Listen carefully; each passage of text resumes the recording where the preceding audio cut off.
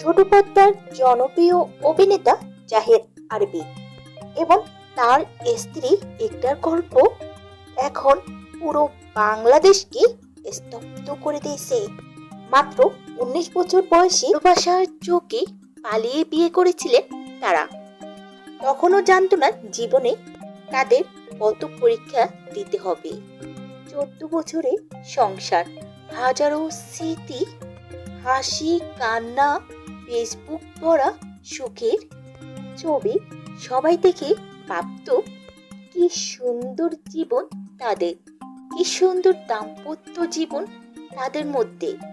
কিন্তু জীবন তো ফেসবুকে ফিল্টার নয়। হাসির পিছনে কি যে লুকিয়ে ছিল কেউ তা জানতো না।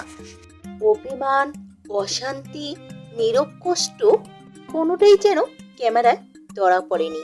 10 বছরের সংসার, একটি ছোট্ট সন্তান, হঠাৎ করে থেমে গেল জীবনের গল্প।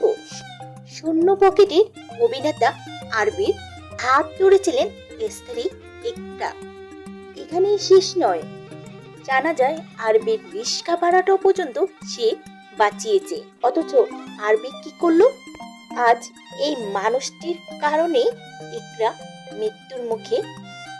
এই অভিনেতা এত পরিমাণে ভালোবাসা দেখেও পরকীয়া আসক্ত। আর এই ঘটনাটি নিয়ে সামাজিক যোগাযোগ মাধ্যমে বইছে শোকের মতো। দুপুরে মিরপুরের এক বাসা থেকে ইকরার নিথর দেহটি বের করে পুলিশ। প্রাথমিকভাবে এটিকে আত্মহত্যা বলা হলো। পুলিশের তদন্তে বোঝা যাবে এর মূল ঘটনাটি কি। ও ও ও আমার বেস্ট ফ্রেন্ড, আমরা বেস্ট ফ্রেন্ড। ও ও কখনো এগুলা করার কথা না।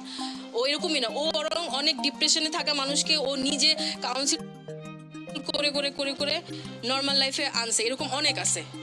সুইসাইড ও কোনোদিন করার কথা না। তিথি মেয়েটার নাম, তিথির সাথে ওর রিলেশনশিপ আছে আছে আছে নাই, এগুলো নিয়ে আজকে মোটামুটি 2-3 বছর যাবত এগুলো নিয়ে কথাবার্তা। তো ইকরা আগে থেকে সন্দেহ করতো, বাট আলভি এটা প্রতিনিয়তই বলতো যে না আমরা জাস্ট কলিগ।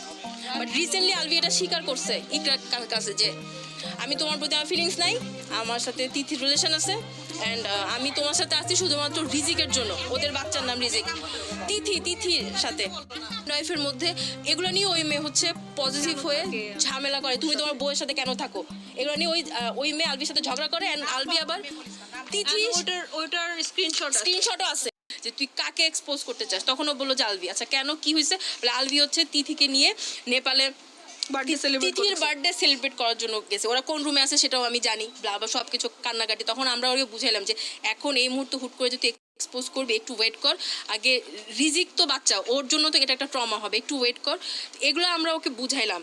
তারপর দিনও সারাদিন ওর কোনো খবর নাই, ও কিছু খায় নাই, ও রোজা থাকার মতন অবস্থায় ছিল না। ও সারাদিন 24 ঘন্টা ও শুধু পানির উপর ছিল, শুধু পানি খাইছে। আর এরপর দিন তো সকালবেলা, আজকে সকালবেলা ও আবার আমাদেরকে একটা মেসেজ করছিল যে আমি নেপালে যাব, আজকে গিয়ে ওই মেয়েকে ধরে মানে ও হচ্ছে ওই মেয়েকে এক্সপোজ করবে। এতটুকুই মেসেজ। তো আমরা বুঝছি যে আচ্ছা ঠিক আছে, ওর মাথা গরম, একটু ঠান্ডা হোক, আমরা একটু পরে ওর সাথে ফোন দিয়ে কথা বলবো। এরপরে আমার সাথে কথা হয় নাই, এরপরেই তো শুনলাম। আর আলভি আবার এর মধ্যে রিজিক এগুলো কিছুই দেখে না। ইভেন এখন আমরা অনেকবার চাইছি যে রিজিক অ্যাটলিস্ট ওর মাকে একটাবার দেখুক। ও রিজিক ওর মাকে দেখেই নাই, কিন্তু দাদিও আসে নাই। আলভি ওর দাদিকে ফোন দিয়ে বলে দিয়েছে যে রিজিক আর ওর মা যেন না আসে, কেউ যেন এখন এখানে না আসে।